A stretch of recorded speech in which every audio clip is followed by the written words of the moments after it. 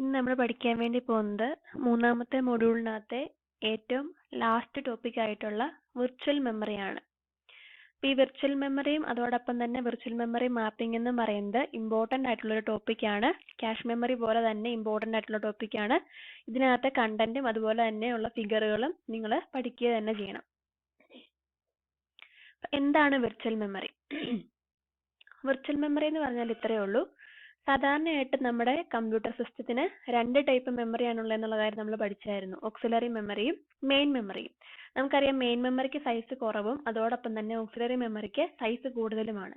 അപ്പം നമ്മുടെ പ്രോഗ്രാംസും ഡേറ്റയും എല്ലാം സ്റ്റോർ ചെയ്ത് വെക്കുന്നത് ഏത് മെമ്മറിക്കകത്താണ്? നമ്മുടെ ഓക്സിലറി മെമ്മറിക്കകത്താണ്. എന്നിട്ട് നമ്മുടെ CPU-ന് ആവശ്യം വരുമ്പോൾ മാത്രം, അല്ലെങ്കിൽ CPU എക്സിക്യൂട്ട് ചെയ്യുന്ന സമയത്ത് അതിനായിട്ട് ആവശ്യം വരുന്ന ഡേറ്റകൾ മാത്രം നമ്മൾ എന്ത് ചെയ്യുന്നു? ഓക്സിലറി മെമ്മറിയിൽ നിന്നും മെയിൻ മെമ്മറിയിലോട്ട് ലോഡ് ചെയ്ത് മെയിൻ മെമ്മറിയുമായിട്ട് കമ്മ്യൂണിക്കേറ്റ് ചെയ്തിട്ടാണ് നമ്മുടെ CPU എപ്പോഴും വർക്ക് ചെയ്യുന്നത്. അപ്പൊ നമ്മുടെ മെയിൻ മെമ്മറിക്ക് സൈസ് കുറവായതുകൊണ്ട് തന്നെ നമ്മുടെ പ്രോഗ്രാമറിന് ഒരു കൺഫ്യൂഷൻ ഉണ്ടാകാം. CPU എന്ന് പറയുന്നത് ഫാസ്റ്റ് ആയിട്ട് എക്സിക്യൂട്ട് ചെയ്യുന്നുണ്ടോ, അല്ലെങ്കിൽ ആവശ്യമുള്ള ഡേറ്റ നമുക്ക് പ്രോസസ്സ് ചെയ്യാൻ പറ്റുമോ എന്നൊക്കെയുള്ള ഒരു കൺഫ്യൂഷൻ ഉണ്ടാകാം. അപ്പൊ സാധാരണയായിട്ട് നമുക്ക് മെയിൻ മെമ്മറിയുടെ സൈസ് കൂട്ടുക എന്ന് പറഞ്ഞാൽ ഭയങ്കര കോസ്റ്റ്ലി ആയിട്ടുള്ള കാര്യമാണ്. ഫിസിക്കലി സൈസ് കൂട്ടുക എന്ന് പറഞ്ഞാൽ കോസ്റ്റ്ലി ആയിട്ടുള്ള കാര്യമാണ്. അതുകൊണ്ട് നമ്മൾ എന്ത് ചെയ്യും?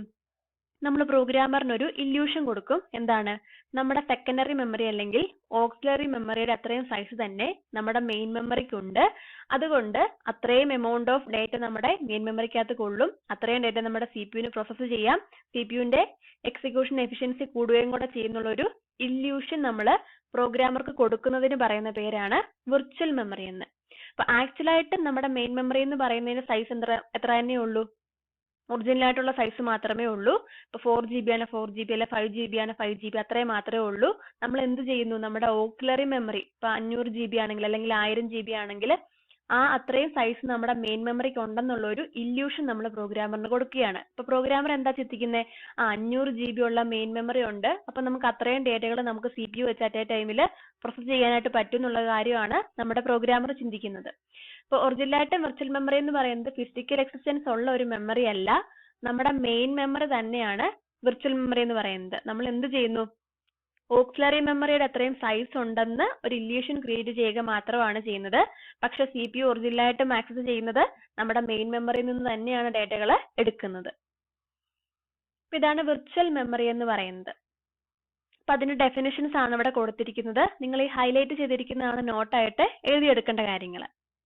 Virtual memory in computer organization architecture is a technique and not actually a memory in physical form present in computer system. This is the reason it is known as virtual memory. അതായത് physical existence ഇല്ലാത്തൊരു memory ആയതുകൊണ്ടാണ് നമ്മൾ virtual memory എന്ന് പറയുന്നത്. ഒരു illusion ആണ് അവിടെ create ചെയ്യുന്നത്. Virtual memory in COA is simply a technique used to provide an illusion of presence of large main memory to the programmer when in actual it's not present physically. The size of virtual memory is equivalent to the size of secondary memory. Each virtual address or logical address referenced by the CPU is mapped to a physical address in main memory. നമ്മൾ അടുത്തായിട്ട് പഠിക്കാൻ വേണ്ടി പോകുന്ന ടേമാണ് logical അഡ്രസ്സും അതുപോലെ തന്നെ physical അഡ്രസ്സും എന്താണെന്നുള്ള കാര്യം. ഈ ലോജിക്കൽ അഡ്രസ്സും ഫിസിക്കൽ അഡ്രസ്സും പഠിച്ചെങ്കിൽ മാത്രമേ ഇത് കഴിഞ്ഞു വരുന്ന ടോപ്പിക്കുകൾ നമുക്ക് മനസ്സിലാകത്തുള്ളൂ. അപ്പൊ നിങ്ങൾ ഇത്രയും കാര്യം ഓർക്കുക. നമ്മളിപ്പം നമ്മുടെ പ്രോഗ്രാമറിന് ഒരു ഇല്യൂഷൻ ആണ് ക്രിയേറ്റ് ചെയ്ത് വെച്ചിരിക്കുന്നത്. അതായത് നമ്മുടെ സെക്കൻഡറി മെമ്മറിയുടെ അത്രയും സൈസ് നമ്മുടെ മെയിൻ മെമ്മറിക്ക് ഉണ്ടെന്നുള്ള ഒരു കാര്യമാണ് നമ്മൾ ഇല്യൂഷൻ ആയിട്ട് ക്രിയേറ്റ് ചെയ്ത് വെച്ചിരിക്കുന്നത്. അപ്പൊ നമ്മുടെ CPU പ്രൊഡ്യൂസ് ചെയ്യുന്ന അഡ്രസ് എന്ന് പറയുന്നത് ഏതിന്റെ സൈസിലായിരിക്കും?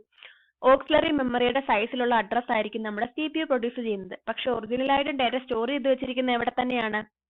മെയിൻ മെമ്മറിക്കകത്ത് തന്നെയാണ്. അവിടെ സൈസ് എന്ന് പറയുന്നത് എങ്ങനെയായിരിക്കും? അഡ്രസ് എന്ന് പറയുന്നത് ചെറുതായിരിക്കും.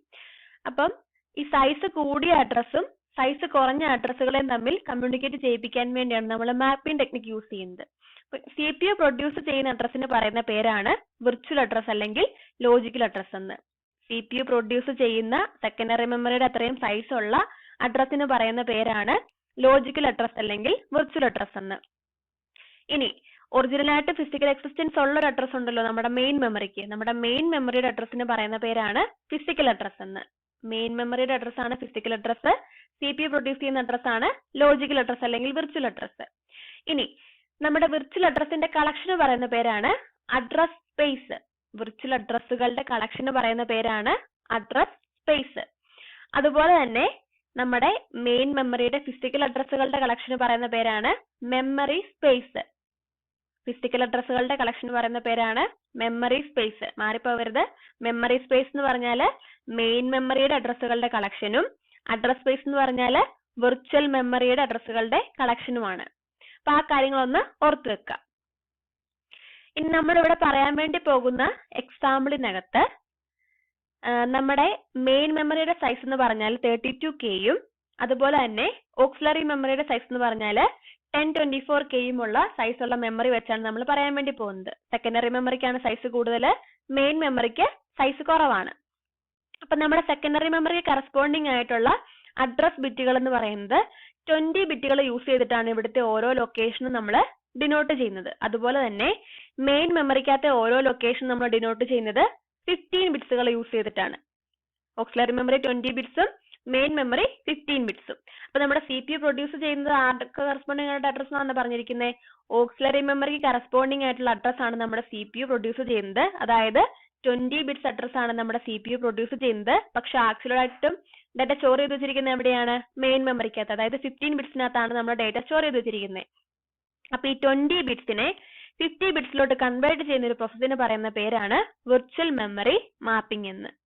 അതായത് ഓക്സിലറി മെമ്മറിയുടെ സൈസിന് കറസ്പോണ്ടിങ് ആയിട്ട് CPU ഒരു അഡ്രസ് പ്രൊഡ്യൂസ് ചെയ്യും. പക്ഷെ ഒറിജിനലായിട്ട് സ്റ്റോർ ചെയ്ത് വെച്ചിരിക്കുന്നത് എവിടെയാണ്? മെയിൻ മെമ്മറിക്കകത്താണ്.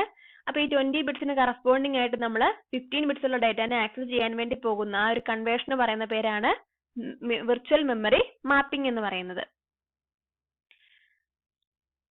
ആ കാര്യം ഓർത്ത് വെക്കുക. ഇനി നമ്മൾ മെമ്മറി മാപ്പിങ്ങിന് വേണ്ടി യൂസ് ചെയ്യുന്ന ഒരു ടെക്നിക്കാണ് മെമ്മറി ടേബിൾ. മാപ്പിംഗ് ടേബിൾ നമ്മൾ യൂസ് ചെയ്യാറുണ്ട്. അപ്പൊ ആ മാപ്പിംഗ് ടേബിൾ ആണ് ഇവിടെ തന്നിരിക്കുന്നത്. നോക്കുക, CPU പ്രൊഡ്യൂസ് ചെയ്യുന്ന വിർച്വൽ അഡ്രസ് 20 ബിറ്റ്സ് ഉള്ള virtual address memory mapping table തന്നിട്ടുണ്ട്. ആ മെമ്മറി മാപ്പിംഗ് ടേബിൾ യൂസ് ചെയ്തിട്ടാണ് നമ്മൾ എന്താക്കുന്നത്?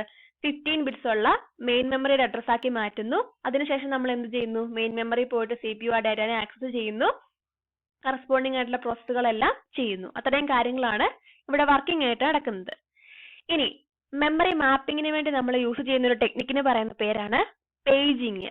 പേജിങ് എന്ന് പറയുന്ന ടെക്നിക്കാണ് നമ്മൾ യൂസ് ചെയ്യുന്നത്. ഇമ്പോർട്ടന്റ് ആണ് മെമ്മറി മാപ്പിംഗ് ടെക്നിക്ക്. പേജിങ് എന്ന് പറയുന്ന ടെക്നിക്ക് യൂസ് ചെയ്തിട്ടാണ് നമ്മൾ 20 ബിറ്റ്സ് ഉള്ള അഡ്രസ്സിനെ നമ്മൾ 15 ബിറ്റ്സ് ആയിട്ട് കൺവേർട്ട് ചെയ്യുന്നത്. ആ ഒരു പ്രോസസ്സിനെ പറ്റിയാണ് ഇനി പറയാൻ വേണ്ടി പോകുന്നത്. അപ്പൊ ആ ഒരു പ്രോസസ്സ് എന്താണെന്നുള്ളതും അതിന്റെ ഡെഫിനിഷൻസും വർക്കിങ്ങും ഒക്കെയാണ് തന്നിരിക്കുന്നത്. അത് നിങ്ങൾ നോട്ടായിട്ട് എഴുതേണ്ടതാണ്.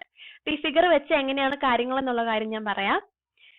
ആദ്യമായിട്ട് തന്നെ നമ്മുടെ പേജിംഗ് എന്ന് പറയുന്ന ഒരു ടെക്നിക്ക് വർക്ക് ആകണമെങ്കിൽ നമ്മൾ ആദ്യമായിട്ട് തന്നെ നമ്മുടെ മെയിൻ മെമ്മറിനെയും അതുപോലെ തന്നെ നമ്മുടെ ഓക്സിലറി മെമ്മറിനെയും നമ്മൾ ഈക്വൽ പാർട്സ് ഉള്ള പാർട്സുകളായിട്ട് നമ്മൾ ഈക്വൽ സൈസ് ഉള്ള പാർട്സുകളായിട്ട് നമ്മൾ ഡിവൈഡ് ചെയ്യുകയാണ് ചെയ്യുന്നത്. നമ്മുടെ ഓക്സിലറി മെമ്മറിനെ നമ്മൾ ഈക്വൽ പാർട്സ് ഉള്ള പേജുകളായിട്ടാണ് ഡിവൈഡ് ചെയ്യുന്നത്. ഓക്സിലറി മെമ്മറി എന്ന് പറഞ്ഞാൽ നമ്മൾ ഡിസ്ക്, എക്സാമ്പിൾ ആയിട്ട് ഓർത്ത് നോക്കുക. ഡിസ്കിനെ നമ്മൾ എന്തായിട്ട് പാർട്ടീഷൻ ചെയ്യുന്നു? ഈക്വൽ സൈസുകളുള്ള പല പേജുകളായിട്ട് നമ്മൾ പാർട്ടീഷൻ ചെയ്യുന്നു. അതുപോലെ തന്നെ നമ്മുടെ മെയിൻ മെമ്മറിനെ നമ്മൾ ഈക്വൽ സൈസുള്ള ബ്ലോക്കുകളായിട്ടാണ് പാർട്ടീഷൻ ചെയ്യുന്നത്. മെയിൻ മെമ്മറിനെ ബ്ലോക്കുകളായിട്ടും ഓക്സിലറി മെമ്മറിനെ പേജുകളായിട്ടും പാർട്ടീഷൻ ചെയ്യുന്നു. അതാണ് ഒന്നാമത്തെ സ്റ്റെപ്പ് എന്ന് പറഞ്ഞാൽ. ഇനി അടുത്ത സ്റ്റെപ്പ് എന്ന് പറഞ്ഞാൽ മെമ്മറി മാപ്പിംഗ് നടത്തുന്ന കാര്യങ്ങളാണ് പറയുന്നത്. മെമ്മറി മാപ്പിംഗിന്റെ ഒരു ഫിഗർ ആണ് തന്നിരിക്കുന്നത്. ഇത് ഇമ്പോർട്ടന്റ് ആയിട്ടുള്ള ഫിഗർ ആണ്, പഠിച്ചു വെക്കേണ്ടതാണ്. മെമ്മറി മാപ്പിംഗ് നടക്കുന്ന ഫിഗർ. നമ്മുടെ CPU പ്രൊഡ്യൂസ് ചെയ്യുന്ന അഡ്രസ് ആണ് വിർച്വൽ അഡ്രസ് എന്നുള്ള കാര്യം നമ്മൾ പറഞ്ഞു. 20 ബിറ്റ്സ് ഉള്ള അഡ്രസ് ആണെന്നും പറഞ്ഞു. അപ്പൊ നമ്മൾ ഇവിടെ എക്സാമ്പിൾ ആയിട്ട് എടുത്തിരിക്കുന്നതിനകത്ത് 13 ബിറ്റ്സ് ഉള്ള വിർച്വൽ അഡ്രസ് ആണ് CPU പ്രൊഡ്യൂസ് ചെയ്യുന്നത്. അപ്പൊ 13 ബിറ്റ്സ് ഉള്ള വിർച്വൽ അഡ്രസ് ആണെന്ന് വിചാരിക്കുക. അങ്ങനെയാണെങ്കിൽ CPU പ്രൊഡ്യൂസ് ചെയ്യുന്ന 13 ബിറ്റ്സിനകത്ത് ഹൈ പ്രയോറിറ്റി ഉള്ള ആദ്യത്തെ 3 ബിറ്റുകൾ നമ്മൾ പേജ് നമ്പർ ആയിട്ടും ബാക്കിയുള്ള 10 ബിറ്റുകളെ നമ്മൾ ലൈൻ നമ്പർ ആയിട്ടും ഡിവൈഡ് ചെയ്യുന്നു. ഇത്രയേ ഉള്ളൂ. CPU പ്രൊഡ്യൂസ് ചെയ്യുന്ന വിർച്വൽ അഡ്രസ്സിന് 2 പാർട്സ് ആണുള്ളത്. ആദ്യത്തെ ഹൈ പ്രയോറിറ്റി ഉള്ള 3 ബിറ്റുകളെ നമ്മൾ പേജ് നമ്പർ ആയിട്ടും ബാക്കിയുള്ള 10 ബിറ്റുകളെ നമ്മൾ ലൈൻ നമ്പർ ആയിട്ടും മാറ്റി വെച്ചിരിക്കുന്നു. ഇനി ഒരു കാര്യം ഓർത്തു വെക്കേണ്ടത് ഇത്രയേ ഉള്ളൂ. ഈ ലൈൻ നമ്പർ എന്ന് പറയുന്ന 10 ബിറ്റ്സുകൾ നമ്മുടെ ഓക്സിലറി മെമ്മറിക്കകത്തും നമ്മുടെ മെയിൻ മെമ്മറിക്കകത്തും സെയിം തന്നെയാണ്. അത് ആ കണ്ടന്റിന്റെ അഡ്രസ് ആണ്. അതായത് ഓക്സിലറി മെമ്മറിക്കകത്ത് കിടക്കുന്ന കണ്ടന്റിനെയാണല്ലോ നമ്മൾ മെയിൻ മെമ്മറിക്കകത്തോട്ട് ലോഡ് ചെയ്യുന്നത്. ആ കണ്ടന്റിന്റെ കറക്റ്റ് അഡ്രസ് ആണ് നമ്മൾ ലൈൻ നമ്പർ ആയിട്ട് കൊടുക്കുന്നത്. അത് ഓക്സിലറിക്കകത്തും മെയിൻ മെമ്മറിക്കകത്തും സെയിം തന്നെയാണ്. വ്യത്യാസം വരുന്നത് എങ്ങനെ മാത്രമേ ഉള്ളൂ? ഓക്സിലറി മെമ്മറിക്കകത്ത് പേജ് നമ്പർ ആയിട്ടും മെയിൻ മെമ്മറിക്കകത്ത് ബ്ലോക്ക് നമ്പറുമായിട്ടായിരിക്കും നമ്മൾ പാർട്ടീഷൻ ചെയ്തതിന്റെ അഡ്രസ്സ് കിടക്കുന്നത്. അത് മാത്രമേ വ്യത്യാസം വരത്തുള്ളൂ. അപ്പൊ നമ്മുടെ CPU പ്രൊഡ്യൂസ് ചെയ്യുന്നത്, CPUവിന്റെ വിചാരം എന്താണ്, നമ്മുടെ ഓക്സിലറി മെമ്മറിക്ക് കറസ്പോണ്ടിങ് ആയിട്ടാണ് മെയിൻ മെമ്മറി കിടക്കുന്നത് എന്നുള്ളൊരു ഇല്യൂഷൻ അല്ല അവിടെ ക്രിയേറ്റ് ചെയ്യുന്നത്. അതുകൊണ്ടാണ് CPU ഓക്സിലറി മെമ്മറിക്ക് കറസ്പോണ്ടിങ് ആയിട്ടുള്ള ഒരു അഡ്രസ്സ് ക്രിയേറ്റ് ചെയ്യുന്നത്. അതുകൊണ്ടാണ് ഇവിടെ പേജ് നമ്പർ വന്നത്. അപ്പൊ ആദ്യത്തെ 3 ബിറ്റ് പേജ് നമ്പറും ബാക്കിയുള്ള 10 ബിറ്റ് ലൈൻ നമ്പറുമായിട്ടാണ് കിടക്കുന്നത്. ഇനി മെമ്മറി ടേബിൾ ആണ് ഇവിടെ തന്നിരിക്കുന്നത്. ഓക്സിലറി മെമ്മറിക്ക് കറസ്പോണ്ടിങ് ആയിട്ടുള്ള ടേബിൾ ആണ് ഇവിടെ തന്നിരിക്കുന്നത്. ഇവിടെ ഓക്സിലറി മെമ്മറിക്കകത്ത് കറസ്പോണ്ടിങ് ആയിട്ട് പാർട്ടീഷൻ ചെയ്ത് വെച്ചിരിക്കുന്ന പേജുകളാണ് തന്നിരിക്കുന്നത്. ഈക്വൽ സൈസുകളുള്ള പേജുകൾ, അവയുടെ പേജ് നമ്പർ ആണ് ഈ സൈഡിൽ തന്നിരിക്കുന്നത്, പേജ് നമ്പറുകൾ. അതുകൂടാതെ നമ്മൾ അഡീഷണൽ ആയിട്ട് ഒരു ബിറ്റും കൂടെ യൂസ് ചെയ്യും, പ്രസൻസ് ബിറ്റ് എന്നാണ് പറയുന്നത്. പ്രസൻസ് ബിറ്റ് എന്തിനു വേണ്ടിയാണ് യൂസ് ചെയ്യുന്നതെന്ന് വെച്ചാൽ 0യും 1 എന്നും പറഞ്ഞ 2 വാല്യൂസ് ആണ് അതിനുള്ളത്. നമ്മുടെ ഓക്സിലറി മെമ്മറിയിൽ നിന്നും മെയിൻ മെമ്മറിയിലോട്ട് ആ പേജിനെ ലോഡ് ചെയ്തോ ഇല്ലയോ എന്ന് കാണിക്കാൻ വേണ്ടിയാണ് നമ്മൾ പ്രസൻസ് ബിറ്റ് യൂസ് ചെയ്യുന്നത്. പ്രസൻസ് ബിറ്റ് 0 ആണെങ്കിൽ ഈ പേജിനകത്തുള്ള കണ്ടന്റ് ഈ മെയിൻ മെമ്മറിക്കകത്ത് ഇല്ല എന്നാണ് മീൻ ചെയ്യുന്നത്. പ്രസൻസ് ബിറ്റ് 1 ആണെങ്കിലോ നമ്മുടെ ഓക്സിലറി മെമ്മറിക്കകത്തെ കണ്ടന്റ് മെയിൻ മെമ്മറിക്കകത്ത് ഉണ്ടെന്നാണ് മീൻ ചെയ്യുന്നത്. ആ കാര്യം ഒന്ന് ഓർത്ത് വെക്കുക. അപ്പൊ ഒരു പേജ് മെയിൻ മെമ്മറിയിലോട്ട് ഓക്സിലറി മെമ്മറിയിൽ നിന്നും ലോഡ് ചെയ്തോ ഇല്ലയോ എന്ന് കാണിക്കാൻ വേണ്ടിയാണ് നമ്മൾ പ്രസൻസ് ബിറ്റ് യൂസ് ചെയ്യുന്നത്. ഇനി നമുക്ക് ഈ തന്നിരിക്കുന്ന വിർച്വൽ അഡ്രസ്സിനെ എന്തായിട്ട് കൺവേർട്ട് ചെയ്യണം?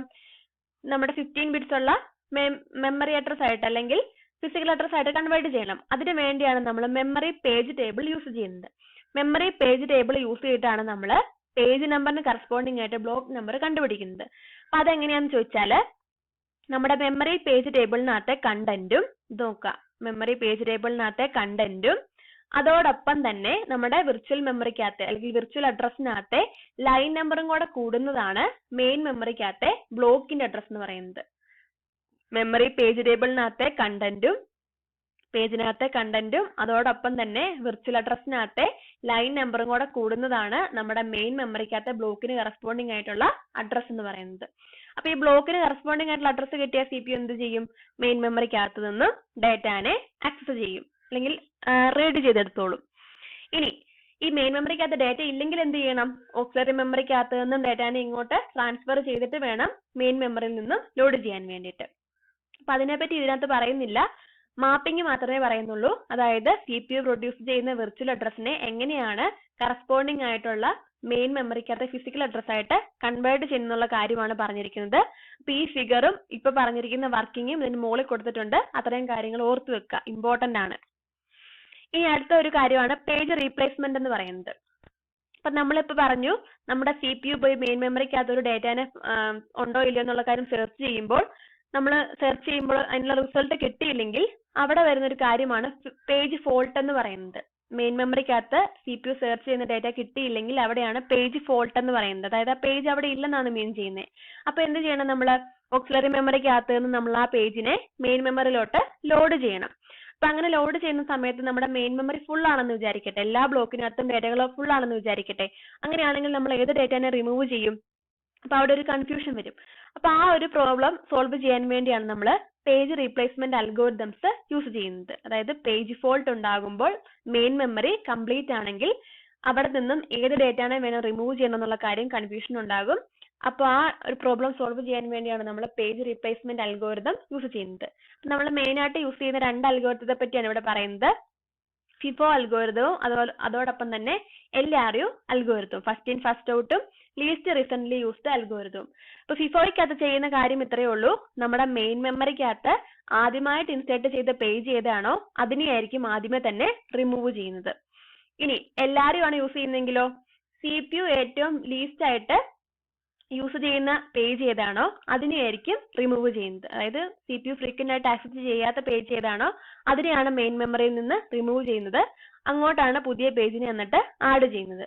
അപ്പൊ ഈ 2 കാര്യങ്ങളും കൂടെ നിങ്ങൾ ഓർത്തു വെക്കുക. അപ്പം വിർച്വൽ മെമ്മറി എന്താണ്, ലോജിക്കൽ അഡ്രസ് എന്താണ്, ഫിസിക്കൽ അഡ്രസ് എന്താണ്, മെമ്മറി മാപ്പിംഗ് എന്താണ്, പേജിംഗ് എന്താണ്, അതോടൊപ്പം തന്നെ പേജ് റീപ്ലേസ്മെന്റ് എന്ന് പറഞ്ഞാൽ എന്താണ്, ഇത്രയും കാര്യങ്ങളാണ് വിർച്വൽ മെമ്മറിയുമായിട്ട് അസോസിയേറ്റ് ചെയ്ത് വരുന്ന ടോപ്പിക്കുകൾ. ഇമ്പോർട്ടന്റ് ആണ്, പഠിക്കണം. ഫിഗർ കൂട്ടി തന്നെ പഠിക്കണം.